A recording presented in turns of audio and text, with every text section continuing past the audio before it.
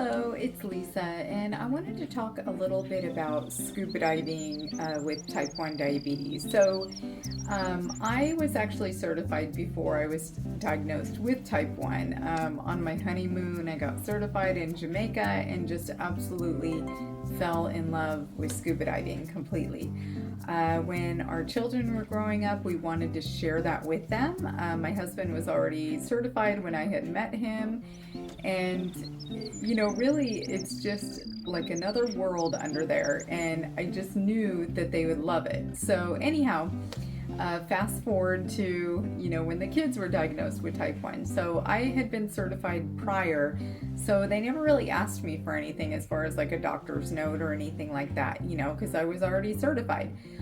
With the kids, however, anywhere that was going to certify them wanted a doctor's note. So I did take them to their endocrinologist, their pediatric endocrinologist, and she knew, that I'm a registered nurse and that I'm also a scuba diver, and that I knew how to manage and watch over and make sure that they're safe while scuba diving.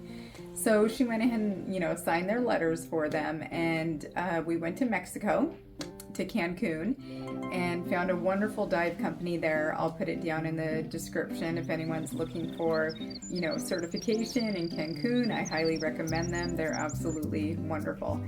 Anyhow, they were very patient, with Riley and Grace both being type 1 and being certified at the same time, as far as the pool work days and going out in the diving days and everything. It was a little bit of a challenge with them.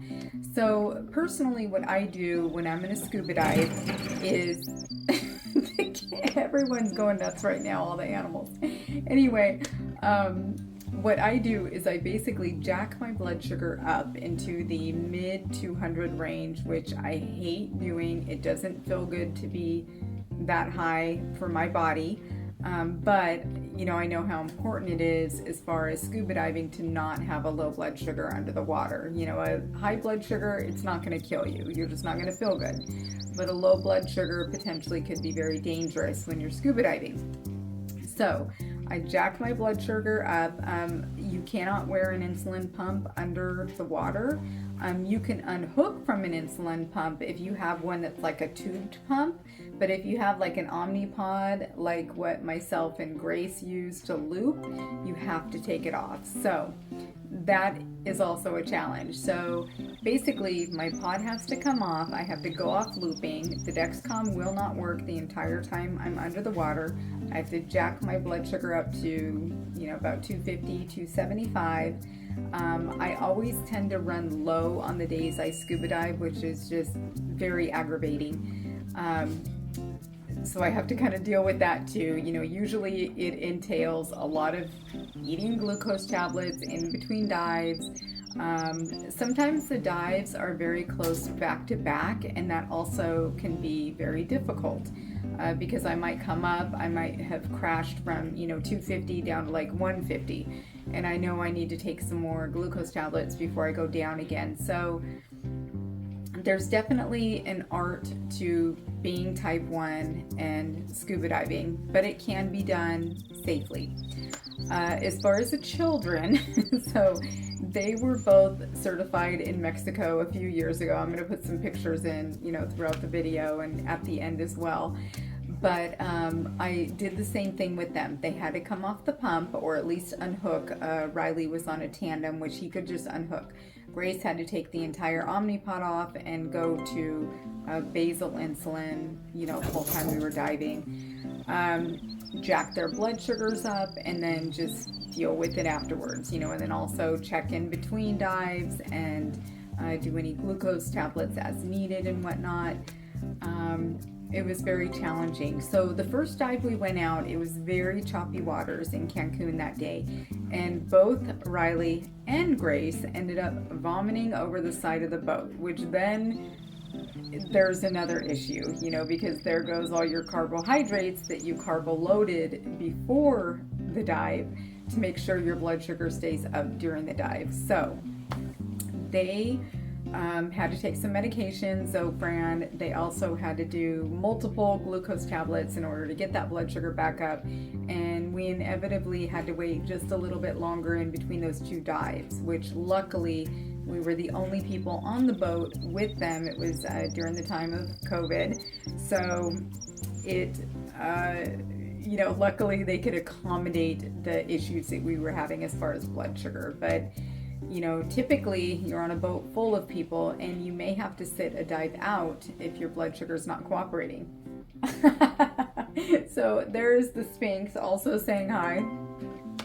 They're all nuts right now. Anyway, so I just wanted to say, when I was searching about scuba diving for my children who were type 1, I found very little as far as information, videos online. So I was hoping in making this video that maybe it will help someone who is thinking, I want to get certified, but can I, being a type 1? Or I have children who I want to get certified, but, is it safe? Can they? So yes, they can, but definitely, talk to your endocrinologist, make sure that they sign off on them so you can give that to the diving company. And also, just make sure you figure out what you need to do to keep everyone safe during those scuba diving days in between diving, after diving, all of that. So I can say, as far as myself, scuba diving, I love it. It's like another world under there. It's just one of my passions ever since the first time I did scuba dive, but I feel horrible the night after the dive. It takes me several hours to get my blood sugar back under control after jacking it up high to dive without having hypoglycemia or low blood sugar. It definitely comes with its challenges and its negatives. And for me, it's that, just that dealing with the high blood sugar afterwards that just never wants to come down, very quickly. My kids, it was the same thing. We scuba dove the last time in the Florida Keys about a year ago. And it was 2 days of dives, 2 dives each day. And all 3 of us just felt horrible after the dives the whole night until we would get our blood sugar back under control, and then the same thing the next day. Pumps have to come off, you got to deal with it all over again. So I still think it's amazing for that like once a year thing, but I don't see myself ever being able to do it like I did before I had diabetes, as far as just willy-nilly. I feel like going and diving and, you don't have to think about anything. So that's it. Just scuba diving comes with its challenges, but it can be done with type 1.